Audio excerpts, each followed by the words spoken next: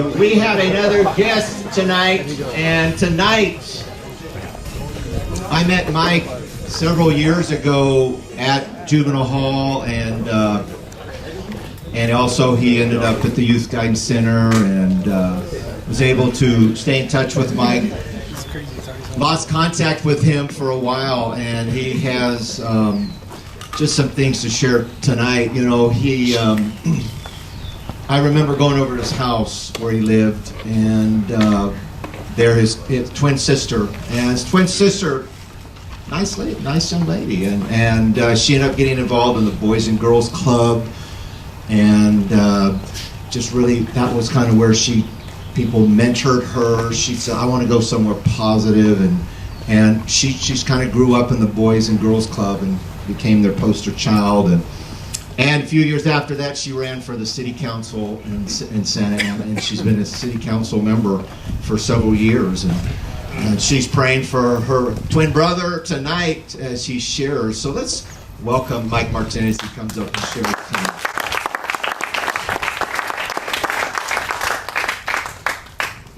What up?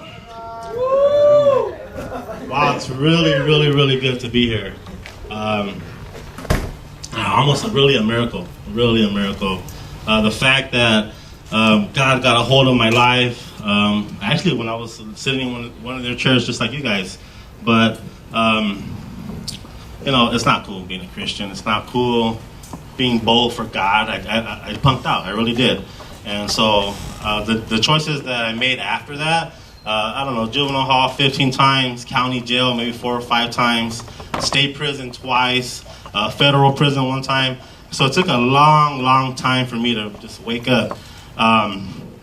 So yeah, it's a miracle. It's really a miracle that I'm here. I'm just so blessed. Really, I can't even describe to you guys how happy I am to be invited by Chaplain Rick to share my testimony with you guys.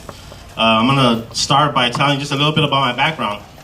Grew up, kind of went back and forth from Orange County to LA. No mom, no dad. Grandma kind of raised me and raised all the kids, all the cousins and everyone. So like my house was the dope house, it was the crack house. Everyone went to my house to buy heroin. Everyone in my family were heroin addicts, including my mom. So really, like, what did my future look like? It didn't look too bright.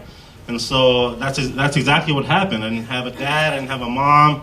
I just really was just thrown out to the streets. My mom kicked me out when I was 17. So yeah, me and my sister were really just both could have been statistics, but God had a better plan for us. Have 4 younger brothers. One of them just passed away. He is actually here at Joplin. Coming back to juvenile hall was like, I knew as soon as they let me go, I was gonna come right back.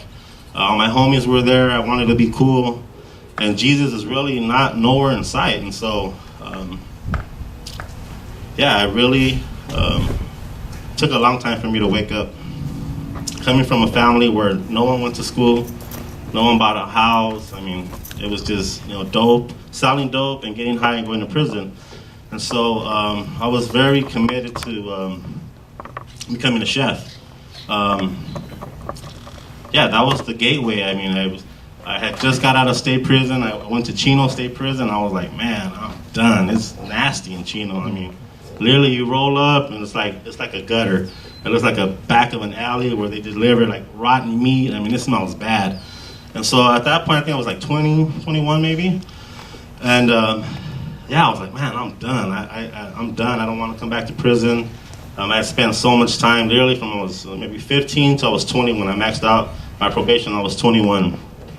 I spent my whole life just really wasted away. How many of you guys feel like you're wasting your life away? Just 1, 2, 3? So that's how I felt. I felt like, man, there's got to be more. There's got to be more to life, not just coming to jail and having someone tell me what I can do. So yeah, I was passionate. I got out of prison, and I enrolled into the Cordon Bleu. I was on parole, and at the same time, I ended up having both of my kids. 2.5 years it took me to graduate from the Cordon Bleu. I lived in Orange County. I went to school in Pasadena, and I worked in Irvine. So it was a 100-mile commute every day for 2.5 years. And had both of my kids. And so that still wasn't enough for me. Like I was still going to the streets, still going to the neighborhood, and I didn't want to listen. I still wanted to get high. I still wanted to do this, and maybe I was really lying to myself and saying, you know what, I can get away with this because I'm not really hurting anybody. And so having my kids and wanting to be successful and wanting to be a great chef, so it really got me out of it. I was introduced to a church in Long Beach, a new church. It was a new plant. When I went to church, maybe about 30 people there. It was a brand new church. They met at a middle school. And the pastor, I had met him on the street. My cousin had broke down. I rolled up and had a real nice Trans Am, and he seen my tat on my arm. He was, oh, you must be a chef. I had a chef license plate, and he's telling me, hey, we're gonna open this church. Would you be interested in teaching the kids? I'm like, no, like I don't want anything to do with you or your church. But I lived next door, so I couldn't get away from this guy really. He would find me everywhere. 7-Eleven, boom, there he was. Donut shop, boom, there he was. And so I guess what I want to say is like I didn't really want to listen to anybody. And then when I felt just God tugging at my heart, I said, you know what, maybe you should go check this out. And so being a part of a small church where you walk in, everyone knows you, everyone knows your name, it's kind of a little weird that everyone's just so nice to you. So I got involved.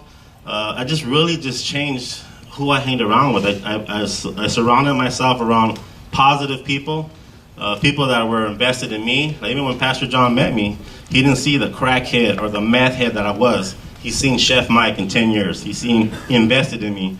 Wow, a lot of people I think would have just written me off and said this guy's a loser. He's probably on his way back to prison and he only really cares about himself. And I don't think I would have even argued that. I was very selfish in the way I thought. Not having the role models or not having people say, hey, I care about you.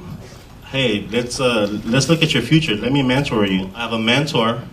I didn't have a mentor until I was 28, 29, and it changed my life. I think when you get to a point where you just surrender. I just literally just surrendered to God. I was like, God, I'm a slave to lust. I'm a slave to myself. I'm a slave to not wanting to give up. Even though I knew it was wrong, I just didn't want to live right. And so, you guys notice I'm married. See, my wife is back here. So I've been married 6 months. That's a miracle. It really, really is. The fact that someone would marry me, the fact that when someone would say, yes, I want to marry this guy, really a miracle. I really, truly believe that God really intervened in my life, and my wife was a gift to me. And I'm not going to stand here and say marriage is for everyone, but for me specifically, like I needed some guidance. I needed some direction. I needed more. And because I was willing to submit to God and say, you know what, God, I'm going to trust you, and I'm not going to trust myself, because I know trusting me, I knew where that was going to end up. It's going to end up in jail or in prison or who knows what else. So yeah, I've been part of this church for 10 years now. We have a restaurant called 5,000 Pies, and so they give me the opportunity to pour into them, and I'm just like, wow, God, me, I still have these thoughts about like, man, I'm not good enough, like I'm never gonna be good enough. How can God use me when, man, look at what I've been, look at where I've been, and look at what I've done.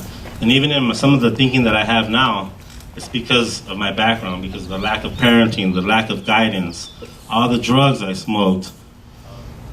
So yeah, strive for that. Strive for being humble. Strive to love one another.